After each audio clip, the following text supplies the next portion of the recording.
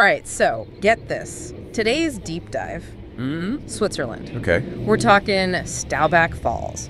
And, I mean, you know, waterfalls, they're cool, but this is not just any waterfall. Right. This thing's huge EE. Like, picture, taller than the Eiffel Tower, this giant cascade of water just plummeting off a sheer cliff. And what's interesting is it's not just the falls themselves. It's like the whole setting, right? Staubbach Falls, it's in this valley. Okay. The Lauterbrunnen Valley. Lauterbrunnen Valley.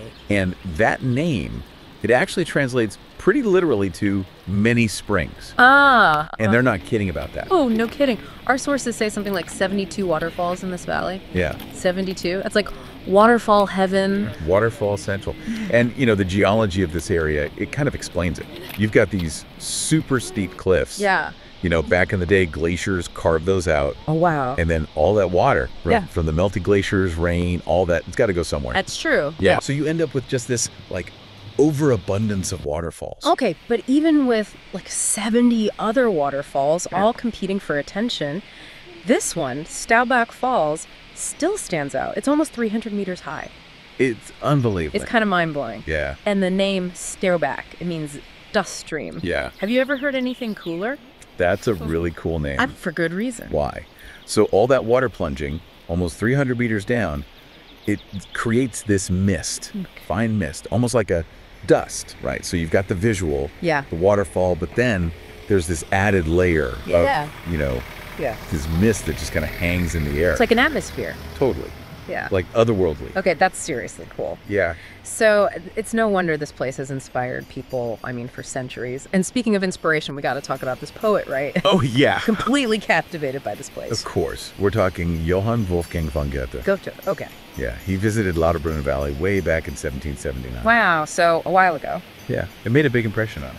Big impression. Okay, but did he actually write a poem about this waterfall? It just seems so specific. He did. He really did. No way. Yeah, it's called Song of the Spirits Over the Waters. Song of the Spirits Over the Waters. Okay. And it's actually one of his more famous ones. Really? You see, he was just fascinated by the way the water seemed to just disappear. Disappear. Yeah, like into the mist before even hitting the ground. Ah, right.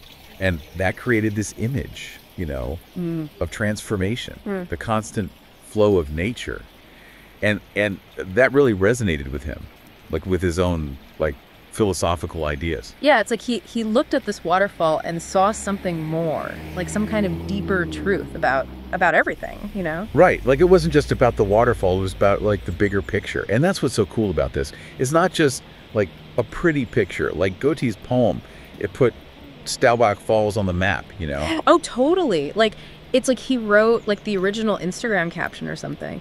Went to this awesome waterfall feeling super inspired. Exactly. And think about it. All the people who have read that poem and then been like, I got to see this Staubbach Falls for myself. Yeah. It's this whole thing, right? Yeah. Literary tourism. People going to places that inspired, like, art and literature. Yeah, so it's like a cultural heritage site, but it's a waterfall, not a building. Yeah. Like woven into our history and culture. Love it. And you know what? Speaking of experiencing it for yourself, our research, it had some tips for planning a trip. Okay, yeah. It seems like the best time to go, spring and summer. Makes sense. All that snow melting and stuff. You gotta be impressed at that time of year. Yeah. And I was reading something about hiking trails. Oh yeah, they have tons of them. Something for everyone, really. Oh, cool. Easy walks, challenging climbs, you name it. Nice. Some get you right up close to Staubbach Falls. Others, they take you higher up for those, you know, panoramic views.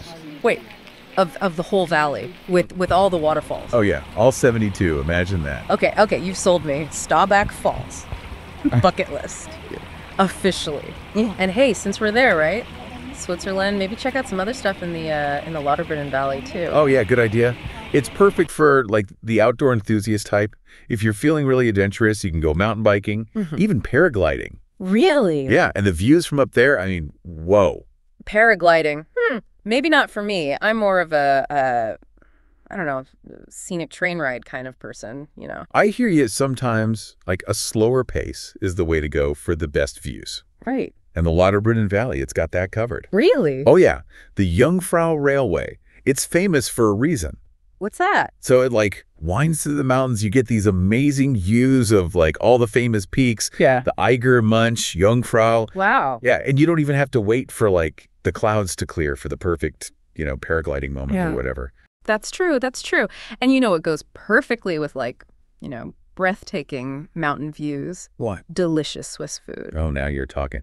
Can you imagine, after a day of exploring the valley, you tuck into some fondue. Oh, yeah. In a cozy chalet, surrounded by, those cute little Swiss villages. Stop it. I'm going to book a trip right now. You totally should. Yeah. Honestly, this deep dive, it's been eye-opening. It really has. Who knew one waterfall could have so much? History, the nature, adventure, even a little poetry. Yeah. It's amazing. You don't have to travel to the ends of the earth to find inspiration. Right. Sometimes the best stuff, it's right there, waiting to be discovered. Just got to, be open to it. Just like Goethe found his inspiration in the Staubbach Falls. Yeah. Who knows what you might find on your own little journey? Maybe we'll all find our inner poet or painter, photographer, maybe even our inner paraglider. Whatever it is, I think the message is, get out there, explore, be amazed by the world, and see what you find.